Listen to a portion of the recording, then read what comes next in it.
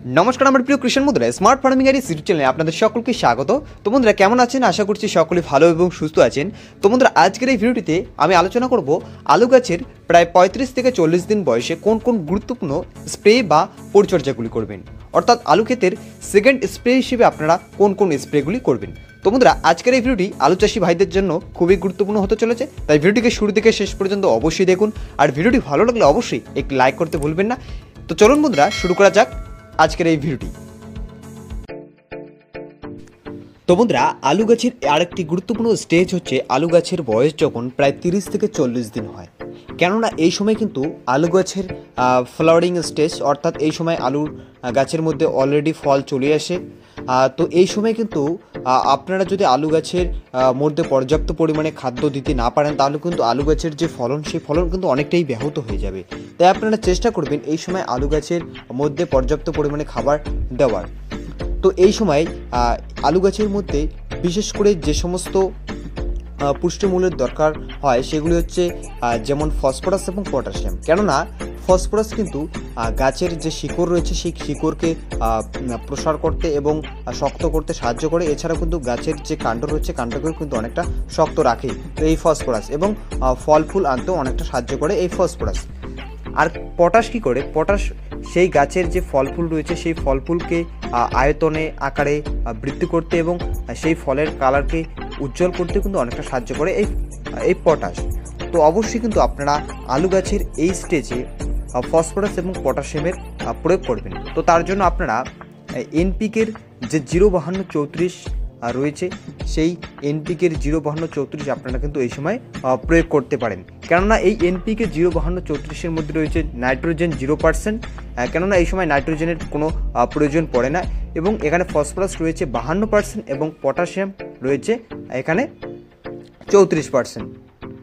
তো এই সময় যদি আপনারা এই এনপিকেগুলি আপনারা ব্যবহার করেন তাহলে অবশ্যই কিন্তু ভালো রেজাল্ট পাবেন। তো এই এনপিকেগুলি আপনারা কিন্তু পার লিটার জলে 2 থেকে 3 গ্রাম মিশিয়ে আপনারা স্প্রে করতে পারেন। তো আপনাদের সেকেন্ড যে স্প্রেটি বা পরিচর্যাটি করতে হবে সেটা হচ্ছে ফাঙ্গিসাইড স্প্রে। হ্যাঁ বন্ধুরা, এই সময় কিন্তু আলু গাছের যে এই 30 থেকে 40 দিনের বয়সটা, এই সময় কিন্তু বিভিন্ন ধরনের ফাঙ্গাস আলু গাছের মধ্যে অ্যাটাক করার চেষ্টা করে, যেটা কিন্তু পরবর্তী সময় বিভিন্ন ধরনের ধসা রোগে পরিণত হয়ে যায়। তাই আপনারা অবশ্যই কিন্তু প্রিভেন্টিভ হিসেবে এই সময় ছত্রাকনাশক স্প্রের প্রয়োগ কিন্তু অবশ্যই করবেন, তাহলে কিন্তু আপনার আলু গাছ সুস্থ সবল থাকবে। তো তার জন্য আপনারা বাজারে বিভিন্ন কোম্পানির ফাঙ্গিসাইড আপনারা পেয়ে যাবেন। তো আপনারা ম্যাঙ্গোজেব গোত্রের যে কোনো ছত্রাকনাশক অথবা আপনারা প্রপিনেপ গোত্রের যে কোনো ছত্রাকনাশক আপনারা ব্যবহার করতে পারেন। তো তার মধ্যে যেমন রয়েছে ইন্ডোফিল রয়েছে, ইউথেন M45 রয়েছে, ডাইথেন M45 রয়েছে, সাপ রয়েছে, এছাড়াও যেমন প্রোপিনেপ 70% টেকনিক্যালের অ্যান্ট্রাকোল রয়েছে, এছাড়াও যেমন রয়েছে কপার অক্সিক্লোরাইডের ব্লু কপার, এটাও কিন্তু আপনারা ছত্রাকনাশক হিসেবে আপনারা ব্যবহার করতে পারেন।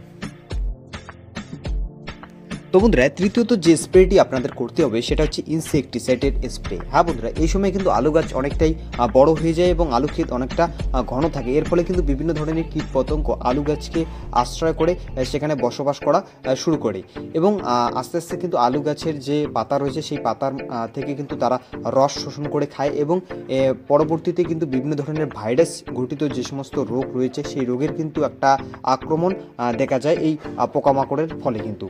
তাই আপনারা অবশ্যই কিন্তু এই পোকামাকড়গুলিকে আপনারা মারার চেষ্টা করবেন, বিশেষ করে যেমন মাকড় রয়েছে, থ্রিপস রয়েছে, বিভিন্ন ধরনের শোষক পোকা রয়েছে, তো সেগুলিকে আপনারা কিন্তু অবশ্যই মারার চেষ্টা করবেন। তো তার জন্য আপনারা থাইমোথাক্সিন গ্রুপের যে কোনো ইনসেকটিসাইড আপনারা ব্যবহার করতে পারেন। এছাড়াও ইমিডাক্লোরোপাইড গোত্রের যে কোনো কীটনাশক আপনারা ব্যবহার করতে পারেন।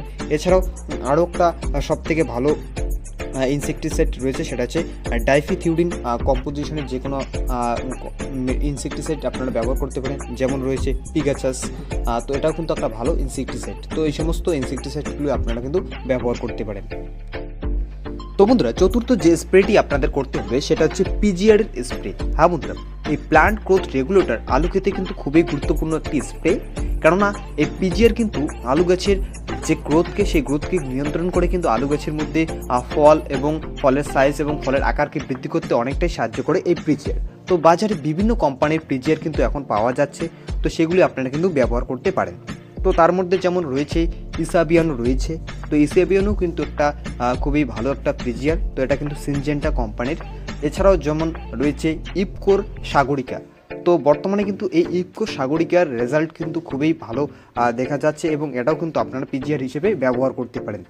তো এই সমস্ত পিজিআরগুলি আপনারা আলু খেতে আপনারা এই সময় ব্যবহার করতে পারেন, তাহলে কিন্তু একটা ভালো রেজাল্ট পাবেন। তো বন্ধুরা, এই 4টি গুরুত্বপূর্ণ স্প্রে যদি আপনারা দ্বিতীয় স্প্রেতে আপনারা ব্যবহার করেন, তাহলে কিন্তু আশা করছি আপনার আলু ক্ষেতের যে গ্রোথ, সেই গ্রোথ কিন্তু অনেকটাই ভালো থাকবে এবং আলু গাছের যে ভবিষ্যতে একটা ফলন, সেই ফলন কিন্তু অনেকটাই ভালো আসবে।